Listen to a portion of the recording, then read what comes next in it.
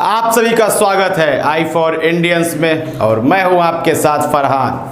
हम कल कह रहे थे ना कि योगी आदित्यनाथ ने जो फैसला लिया है वह गलत है, सुप्रीम कोर्ट ने जो फैसला लिया है वह भी गलत है। मजदूर अपने अपने घरों से निकल चुके हैं, सड़कों पर जा रहे हैं, बहुत बड़ी भीड़ है। आप अचानक ही बीच में मना कर देंगे पहले कोई सुविधा दिए बगैर, तो फिर वह कहाँ जाएंगे, यह बात चल रही थी। और इस सरकार में लगातार देखा गया है, चाहे वह सुप्रीम कोर्ट हो या फिर मौजूदा सत्ताधारी दल हो, कोई भी फैसला लेने से पहले उसकी जो एक योजना होती है वह बिल्कुल तैयार नहीं की गई थी। नोटबंदी से पहले नोट नहीं छपवाए गए थे, हैं?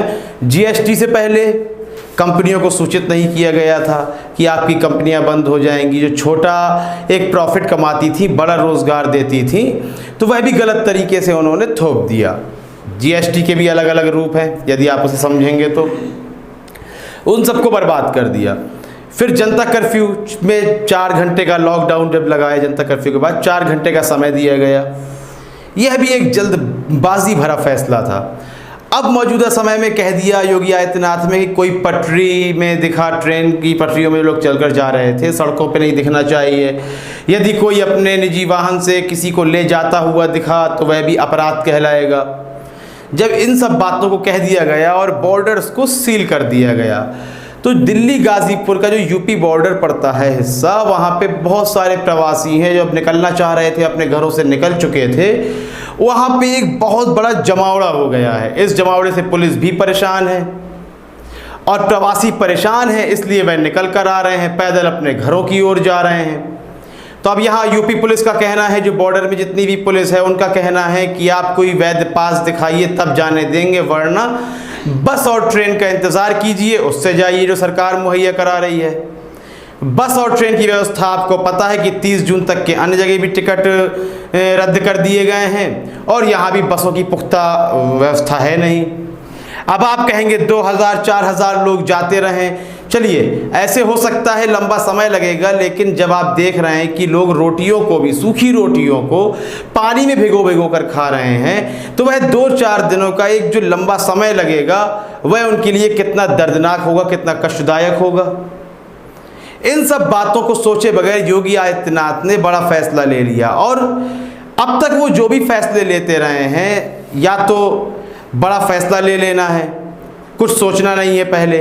जैसे कि लॉकडाउन जैसे ही आरंभ हुआ तुरंत कह दिया गया गुटखा और सिगरेट की बिक्री पर ही रोक है, वरना लोग गुटखा खाकर बाहर थूकेंगे।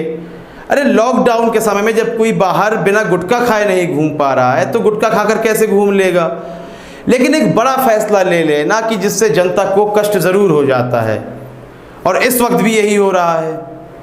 आपको क्या लगता है कि इन प्रवासियों के लिए आखिर किस प्रकार की व्यवस्थाएं करनी चाहिए?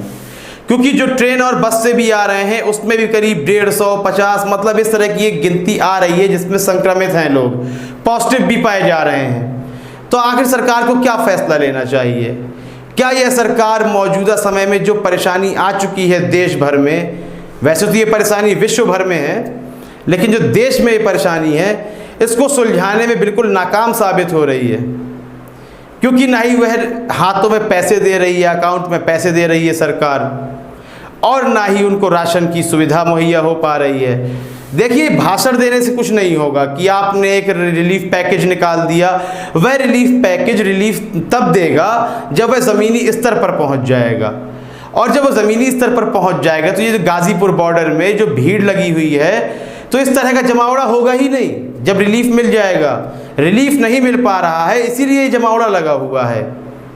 लेकिन तब भी इन बातों को इस वक्त जो मेन स्ट्रीम चैनल की ही बात करूंगा, सरकार पर बिल्कुल सवाल नहीं कर रहे हैं। समाचार दिखा रहे हैं भीड़ लग गई है, यह हो गया है। सरकार से आप सवाल कीजिए, उनसे पूछिए कि आखिर यह कैसे व्यवस्था बनेगी कि यह भीड़ ना लगे, उनको सभी ज़रूरी आवश्यकता की जो चीज़ें हैं उन तक पहुंचा दी जाएं। आप अब तक क्यों नहीं पहुंचा पा रहे हैं? और यदि वह व्यवस्था हो जा रही है तो वो लोग बाहर क्यों निकले हैं? आखिर क्या परेशानी है? जब उन्हें राशन और पैसा सब मिल रहा है तो बाहर क्या वह छुट्टियां मनाने के लिए निकले हैं?